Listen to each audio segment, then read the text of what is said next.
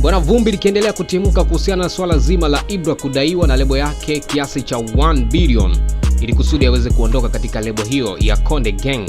Basata ikaingilia kati kulizungumzia hili swala na kuweza kukutanisha pande zote mbili, upande wa Harmonize kama mmiliki halali wa Konde Gang, lakini pia Ibra kama ni msanii pia.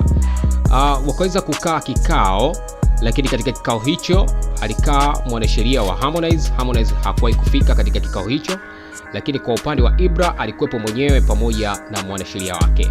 Na hatimaye kwa siku hiyo wakafikia mwafaka ya kuwa tarehe 14 Mei 2025 asubuhi saa 5 ndio kikao kifanyike ili kusudi wasanii wote wawepo pamoja na wanasheria wao waweze kufika katika kikao hicho. Amezungumza mkuu wa kitengo cha sheria Baraza la Sanaa Basata, na mzungumzia Mheshimiwa Christopher Kamugisha. Alitamka maneno ambayo yanasemeka kama hivi: tumefanikiwa kuongea na pande zote mbili, upande wa Harmonize pia na upande wa Ibra, ila tumepanga kuongea siku ya Jumatano ili wasanii wote tuliowaita waweze kufika wakiwa na wanasheria wao. Hayo yalikuwa ni maneno ya Mheshimiwa Christopher Kamugisha. Bwana, mimi sina mengi zaidi, wanaita Mr. Overdose.